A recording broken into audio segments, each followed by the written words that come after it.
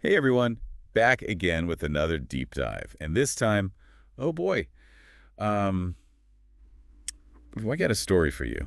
Yeah, this one's a doozy. It's got censorship, unintended consequences, irony, Huh. all centered around Afebabalola, Who most folks know is a very prominent Nigerian lawyer, right? And Dele Farotimi, activist, and author. yes, his book Nigeria and its Criminal Justice System. That's the one. So to kick things off, I think Mhm. it's important to get right to this Streisand effect. Ah, yes, the Streisand effect. I was kind of hoping you could explain that one for our listeners. Of course.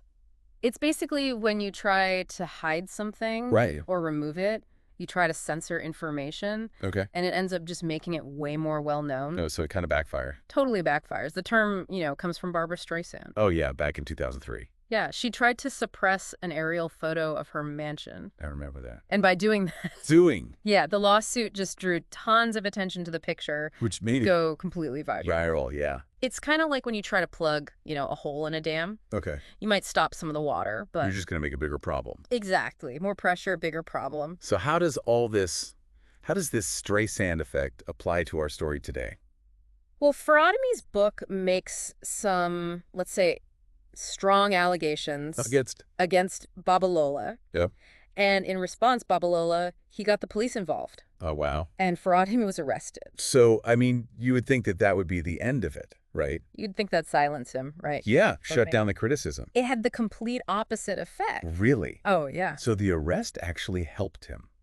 You could say that. In what way? It basically launched Farotimi's book to the top of the Amazon bestseller list. Oh, wow. Yeah, the Roving Heights bookstore. Which sells the book. Yeah, their website actually crashed.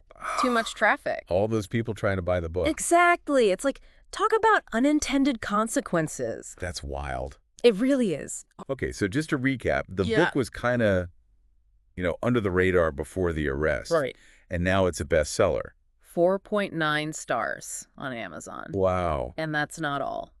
What else? #1 in the elections category. Oh, wow. And 555th among all books on the platform. It's like Babalola accidentally made Farotimi into, like, a literary star. That's one way to put it. So what's the psychology behind all of this? Well, there's something called reactance. Reactance. Basically, it's like this rebellious feeling Oh, when yeah. someone tries to, restrict our freedom I get that. or, limit our access to information. Right, like, you can't tell me what to do. Exactly. You get that you can't tell me what to do attitude. Right. When someone tries to suppress something, it often just makes you want to see it more. It's like the more you tell me I can't look, the more I want to look. Exactly. Like a boomerang. So Babalola trying to silence Farotimi just made people even more curious. That's exactly what happened. Wow. And then there's another thing, too. Oh, there's more. The underdog effect. Oh, yeah. People love to root for the underdog. For sure. It's like we naturally sympathize with someone we think is being targeted. Especially when they're being silenced. Yeah, and especially by someone who has a lot of power. Right. So in this case, Farotimi is seen as the underdog. And people are rallying behind him. You got it. So Babalola, I mean, his response may seem extreme, Hmm? but he might actually have some real concerns about libel in the book. That's true. Farotimi's not just sharing opinions. He's making some serious accusations against Babalola. Right, and presenting them as facts. Yeah, and that could seriously hurt someone's reputation. For sure, that's a big deal. So we've got freedom of speech, Uh-huh. but then we've also got this potential libel issue. That's a tough one, for sure. So maybe we should take a look at the legal side of all this. Yeah, let's dive into that a little bit. See where the lines are drawn. Exactly, it can get pretty blurry sometimes. Yeah, where does an insult end and libel begin? Let's find out. Yeah, I mean, I guess to really understand this, we should look at some examples. Absolutely. When it comes to the law, Right. especially in these cases, context is everything. So looking at legal precedent, Exactly. how does something actually become considered defamatory? Right. And thankfully, Yeah. we've got some interesting examples from Nigerian courts. Okay, so let's hear them. So we've got the Bakarvi Ishola case. Makaravi Shoshola. Okay. This one's in the Saturday Tribune. Okay. The defendant, he used some strong language Uh-huh. called the plaintiff, a thief, Oh, wow. an ex-convict. Okay, pretty harsh. Oh, yeah. But Yeah. here's the thing. Yeah. It was all in Yoruba. Oh, interesting. So the court said these were just insults. So not actually defamation. Right, like vulgar insults, So I guess the court understood that those words, Yeah. they might not have been meant literally. Exactly. Sometimes people just need to let off some steam. It's like those arguments you hear in the marketplace. Oh, totally. All those threats. Yeah, everyone's yelling. But it's mostly just for show. Exactly. And the law gets that, you know? It considers those cultural nuances. Mm-hmm. Fascinating. And then there's Ibanu v. Uba. Okay, what happened there? Well, the defendant accused the plaintiff of stealing a goat. Stealing a goat. Yeah. I mean, isn't that... That's serious, right? Yeah. Accusing someone of theft? You'd think so, but the court, yeah. They didn't consider it defamation. Huh. How is that possible? Well, they seem to understand that, you know? Yeah. In some cultures, accusations, even theft. They might be expressed differently. Exactly. More passionately, maybe. Okay, so context really is key. It really is. This kind of reminds me of that rhetorical hyperbole. Yes. You mentioned earlier. That's an American media law. Right, like when someone says, I'm so hungry I could eat a horse. Exactly. Obviously, they're exaggerating. Yeah, no one would take that literally. Right, but the law understands that people use those kinds of statements to make a point. It's how we express ourselves. So how does all this relate back to Farotimi?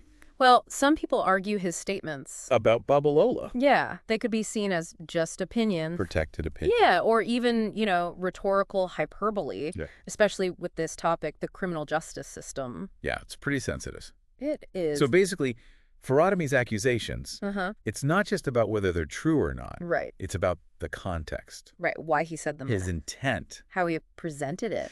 It's complicated. Super complicated. This whole thing, I mean, free speech, potential libel. The internet. The internet. It's a recipe for... Well, for chaos. For chaos. And remember, this isn't over yet. Oh, no, this story's just getting started. So, I mean, what are the big takeaways from all this? Oh, there are a bunch. What can our listeners really learn from this situation? Well, I think one of the biggest things here is the internet, right? It's like censorship. Right. It's totally different now. The game has changed. Changed, yeah. Yeah. I mean, Babalola tried to suppress this book. And look what happened. Opposite effect, it's a bestseller. It's amazing. It really shows you how hard it is to control information now. You can't put the toothpaste back in the tube. Right. Right. That's a good one. Once it's out there, it's out there. Exactly. And we can't forget about social media either. Oh, yeah, that's a whole other beast. It's like it just throws gasoline on the fire. Totally. Things spread like wildfire. Wildfire, yeah. And it's become like the digital town square, you know? It's where we hash it all out. Yeah, public opinion. So much happens on social media. It's where the narrative is born. It's powerful. And this case really shows us how quickly things can change. Yeah. And how hard it is to control the story once it's out there. Once it takes off. It takes on a life of its own. For sure.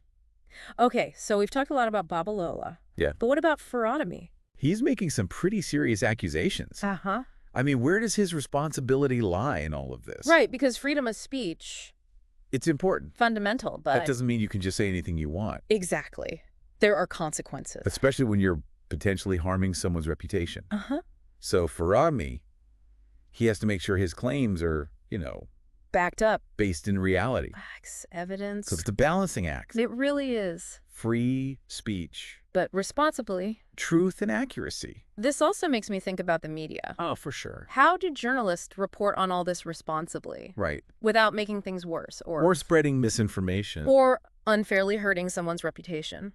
Yeah, it's tricky. It seems like a tightrope walk. It is a delicate balance. This whole situation, it's a cautionary tale. It really is. For everyone involved. For sure. The power of the internet. The complexities of free speech. And yeah, just the consequences of what we say and do, both online and offline. Online and offline, right? Got it. And it also shows us that, you know, with the law, yeah, it's not always black and white. So many factors. Context. Cultural norms. It's not just about truth or falsehood. It's more nuanced than that. Much more. Wow, this has been fascinating. It really has. So much to think about. A real deep dive. Technology, law, human behavior. All tangled up. It really highlights how these things all intersect. In surprising ways. It really does. And it leaves us with some, you know, big questions. Oh, yeah. Lots to ponder. The limits of free speech. In this digital age. And how do we balance that right with protecting people's reputations? Those are the million-dollar questions. They really are.